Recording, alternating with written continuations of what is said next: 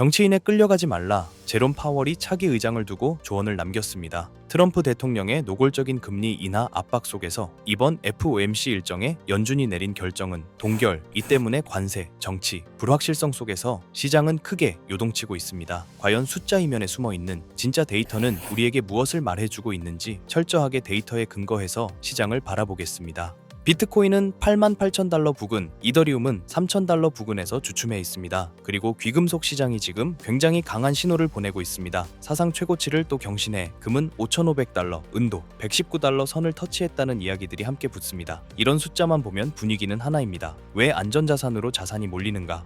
그런데 여기서 멈추면 안 됩니다. 역사적으로 과거 사이클에서 금은 비트코인보다 4개월에서 7개월 먼저 움직이는 경향이 있었고, 지금 금과 은의 움직임은 다음 회전에 대한 기대를 키우고 있으니까요. 진짜 중요한 건 숫자가 아니라 그 숫자가 만들어지는 과정에서 나오는 신호입니다. 그래서 오늘은 시장에서 반복되는 주장들을 데이터로 팩트 체크해 보겠습니다. 암호화폐 시장에서 가장 흔한 말이 있습니다. 저항 레벨 뚫었다. 그런데 데이터는 종종 이렇게 말합니다. 아직 아니다. 왜냐하면 가격이 잠깐 스치고 내려오는 것과 그 위에서 일봉이나 4시간 봉이 종가로 마감하는 것은 완전히 다른 이야기이기 때문입니다. 진짜 돌파는 후자입니다. 즉, 종가로 확인되는가가 핵심입니다. 그 기준으로 보면 비트코인이 다음 단계로 가기 위해선 정리되는 관문이 있습니다. 첫째, 9만 달러를 지지로 만든다. 둘째, 9만 1270달러 위에서 종가 마감을 만든다. 셋째, 그 다음은 9만 3천에서 9만 6천 달러 구간의 매물대와 충돌합니다. 마지막은 결국 모두가 보는 10만 달러라는 심리적 장벽이죠.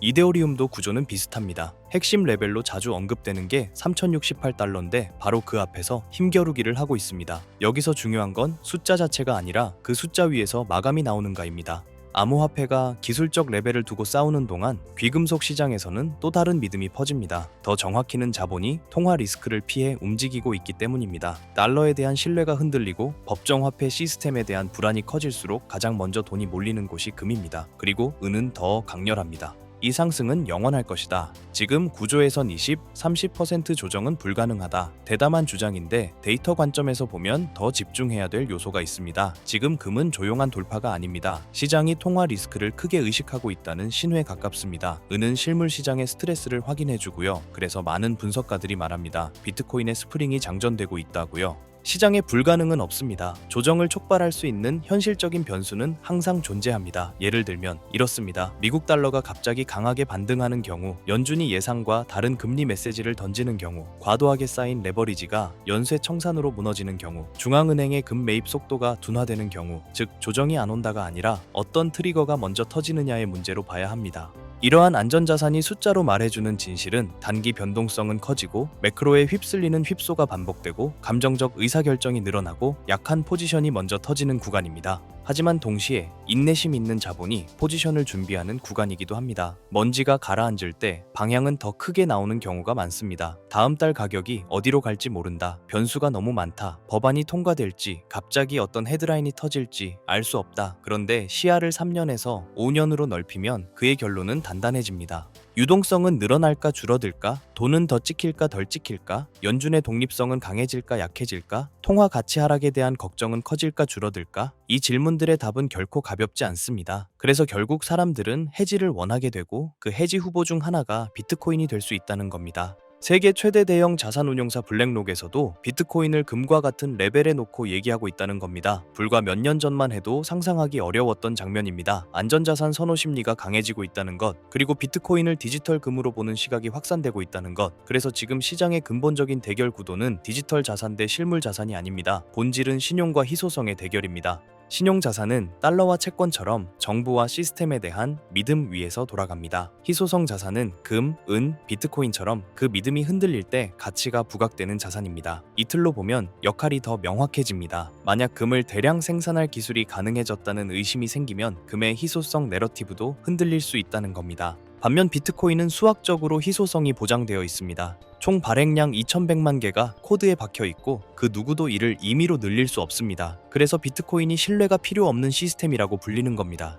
누가 믿으라고 강요하는 게 아니라 직접 검증하고 확인하는 구조니까요. 수많은 데이터 중에서 오늘은 딱 두 가지만 꼽겠습니다. 첫째, 미국 달러 인덱스가 어디로 가는지, 둘째, 비트코인이 9만 달러 위를 지지로 만들 수 있는지, 이 두 가지가 지금 시장이 신용 쪽으로 기울어지는지, 희소성 쪽으로 기울어지는지 가장 빠르게 보여주는 나침반이 될 겁니다. 지금까지의 업데이트된 내용으로 우리가 나가야 할 방향은 이겁니다. 얼마 전 트럼프 행정부가 델타포스를 투입해 베네수엘라 마두로 정권을 정역 체포로 베네수엘라 중앙은행 금고에 잠들어 있던, 그리고 마두로가 은닉해둔 것으로 추정되는 약 60만 개의 비트코인과 세계 1위의 석유 매장량이라는 확실한 담보물이었을 가능성이 매우 높습니다. 그린란드도 마찬가지입니다. 단순한 얼음 땅이 아닌 AI와 양자 컴퓨터 시대의 필수적인 히토류, 그리고 데이터 센터를 식혀줄 천연 냉각 시스템이라는 에너지 인프라를 확보하기 위한 보석입니다.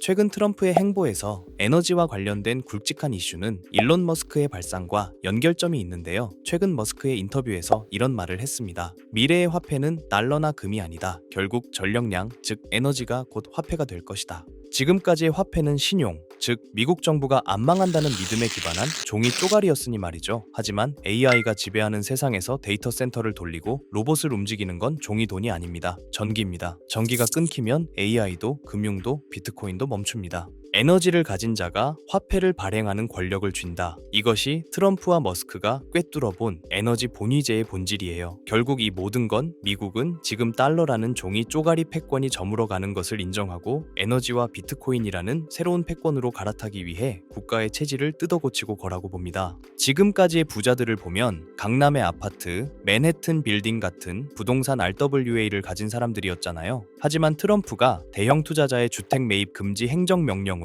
그 문을 닫아버렸어요. 그렇다면 앞으로의 부자는 누가 될까요?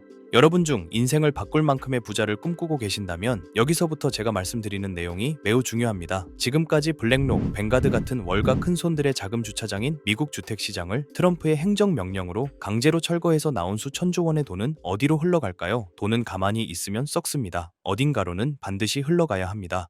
부동산만큼 덩어리가 크면서도 아직 저평가된 새로운 그릇이 필요해진 시점에서 미 의회에서는 클래리티 액트에 대한 마크업 심사가 예정되어 있다는 소식입니다. 한쪽에서는 행정명령으로 구시대의 자산인 실물 부동산 매입을 막아버리고, 다른 한쪽에서는 법안을 통해 신시대의 자산인 디지털 자산 시장의 문을 열었어요. 그 때문에 지금 말씀드리고 있는 에너지 인프라 RWA를 선점한 사람이 다음 세대의 부자가 될 가능성이 매우 높습니다. 머스크는 방향을 가리키고요. 트럼프는 판을 깔았습니다. 건물들이 아니라 에너지를 팔아, 부동산에서 돈을 빼라. 이 메시지에 월가의 움직임을 보면 가설은 더욱 힘을 얻습니다. 최대 자산운용사 블랙록의 레리 핑크가 바보라서 가만히 있을까요? 아닙니다. 그들은 이미 DTCC, 미국의 탁결 재원과 손잡고 조용히 파이프라인을 깔고 있었을 겁니다. 최근 DTC가 발표한 스마트 나비 프로젝트와 캔톤 네트워크 테스트, 이게 전문 용어라 어렵게 느껴지시겠지만 쉽게 말해서 주식이나 부동산 같은 실물 자산을 코인으로 만들어서 기관들끼리 24시간 거래할 수 있게 만든 고속도로입니다. 이제 감이 오시죠? 결국 트럼프가 그린 큰 그림은 이겁니다. 부동산이라는 아날로그에서 돈을 빼라는 건 우리가 깔아놓은 RWA라는 디지털 고속도로, 그 위로 그 돈을 태워라. 여기서 상식적으로 생각해보세요. 블랙록이나 JP 모건 같은 월가 하이에나들이 자신들의 이 경원짜리 자금 흐름을 누구나 지갑 주소만 알면 실시간으로 다 들여다볼 수 있는 퍼블릭 블록체인 위에서 굴리고 싶어 할까요? 온도나 체인링크는 기본적으로 이더리움이나 솔라나 같은 퍼블릭 체인 위에서 돌아갑니다. 블랙록이 지금 1조 원어치 샀네 하고 전 세계가 다 볼 수 있다는 뜻입니다. 기관 입장에서 이건 발가벗고 돈을 옮기는 꼴입니다. 자신들의 포지션이 노출되면 경쟁사에게 공격당하거나 선행 매매를 당할 수 있는데 미쳤다고 그 길을 주력으로 쓸까요? 그러니 냉철하게 생각해서 혹여나, 정말 혹여나 유튜브 조금만 검색해도 블랙록이 묻었다, 100배 간다 하며 너도 나도 추천하는 RWA 대장주를 들고 있으시다면 죄송하지만 장바구니에 온도 파이낸스나 체인링크 같은 코인들이 담겨 있다면 내려놓는 걸 권장드리겠습니다. 제 말의 본질은 기관 자금의 현금화 혹은 송금 목적으로 자금을 이동시키기 위해서는 반드시 퍼블릭 체인과 만나는 인터체인지를 거쳐야만 합니다. 즉 기관의 프라이빗 장부와 우리가 쓰는 퍼블릭 블록체인을 기술적으로 그리고 법적으로 연결해주는 유일한 연결고리. 그러면서도 머스크가 강조한 에너지 데이터까지 처리할 수 있는 미들웨어 코인, 이걸 이야기 드리는 건데요. 티커 세 글자를 딱 찍어드리면 속이 시원하시겠죠? 하지만 저는 리딩방이 아닙니다. 여러분께 고기를 잡는 그물을 드릴 거고, 기관들의 비밀 문서와 머스크의 발언을 종합했을 때 이 히든 코인은 반드시 다음 세 가지 조건을 충족해야만 할 것입니다. 첫 번째 조건, 기관의 자금은 캔톤 네트워크라는 자기들만의 지하 벙커에 숨어 있습니다. 모건 스탠리가 비트코인, 이더리움 다음으로 솔라나 신탁을 준비하고 있죠. 이게 무슨 신호일까요? 기관들이 캔톤 네트워크 지하에서 굴리던 자산을 밖으로 빼낼 때 가장 선호하는 출구가 바로 솔라나 생태계가 될 가능성이 높다는 뜻입니다. 즉, 여러분이 찾아야 할 코인은 이더리움 계열의 느려 터진 구형 모델이 아니라 기관들의 고속 거래를 감당할 수 있는 솔라나 기반의 인프라 안에 숨어 있을 확률이 매우 높습니다. 두 번째 조건, 머스크의 영수증이어야 합니다. 이게 진짜 핵심입니다. 머스크는 화폐는 전력이라고 했습니다. 그렇다면 미래의 RWA는 빌딩을 쪼개는 게 아닙니다. 발전소에서 생산된 전력, 데이터 센터의 컴퓨팅 파워, 이 무형의 에너지를 실시간으로 블록체인에 기록하고 토큰으로 바꿔주는 기술, 전문 용어로 디핀, 즉 탈중앙화 물리 인프라라고 하죠. 단순히 금융만 연결하는 게 아니라 에너지 데이터를 처리할 수 있는 오라클 기능이 탑재되어 있어야 합니다. 세 번째 조건, 규제 준수 딱지가 붙어 있는가입니다. 클래리티 액트, 이름부터가 명확성입니다. 익명성 뒤에 숨어서 자금 세탁이나 하는 코인들은 퇴출될 위험이 큽니다. 반대로 디지털 신원 인증 기능이 내장되어 있어서 이 돈은 마약 자금이 아니라 삼성전자가 보낸 돈입니다. 라고 꼬리표를 붙여줄 수 있는 화이트리스트 코인. 기관들은 오직 이런 코인만 파트너로 인정할 것입니다. 이 세 가지를 듣고 아직 어떤 코인인지 감이 잘 안 오는 분들, 그래서 지금 그게 뭐냐고 여쭤보고 싶으셨죠? 하지만 제가 공개적인 유튜브 영상에서 덜컥 그 이름을 언급해버리면 어떤 일이 벌어질까요? 그 피해는 또 다른 일반인, 저희 구독자님들이 받을 수 있습니다. 다시 말씀드리지만 저 김도현은 이 채널이 구독과 좋아요로 커지는 것에 도움을 주신 구독자님에게 감사한 마음으로 도움을 드렸으면 드렸지 단연코 회원비, 멤버십 가입을 목적으로 연락드리지 않습니다. 이런 저의 선행을 반대로 악이용의 정보 공유를 빌미로 문자를 받아서 돈을 받고 알려준다는 식의 질이 나쁜 사칭 사기로 피해를 입으실 뻔한 분들이 있어요. 이런 범죄자들의 위험으로부터 간절한 도움이 필요한 구독자님들에게 정보가 잘 전달될 수 있도록 제가 직접 검토할 거고요. 지금 말씀드린 히든코인의 정보 받으신다고 무작정 담아야 하는 거 아닙니다. 시간이 지나 지금의 가격의 2배, 아니 단기로 10%만이라도 변동되어도 그때 사둘 걸 하실 겁니다. 저는 확실한 목표가를 두고 지금 가격에서 40배 이상의 전망을 보고 있습니다. 100만 원이 4천만 원, 300만 원이 1억 원 이상이 될 큰 파동을 여러분들은 관점과 목표가 없이 가지고 있을 수 있을까요? 제 개인 번호입니다. 이 번호로 전기라고 보내주시길 바랍니다. 제가 꼼꼼히 확인 후 한 분씩 놓치지 않고 꼭 공유드리도록 하겠습니다. 물론 투자의 최종 판단과 책임은 여러분 각자의 몫입니다. 알려드린다고 강제적으로 진행하라는 뜻이 절대 아니란 거예요. 세상에 무조건 오르는 코인은 없으니까요. 하지만 남들보다 한 발 앞서서 제가 분석한 기관과 캔톤 네트워크의 연결고리에 대한 구체적인 근거와 관점을 미리 참고해보고 싶으신 분들이라면 이야기가 다릅니다. 정말 진지하게 공부하고 대응하실 의지가 있는 구독자분들에게만 공유해드리고 싶습니다.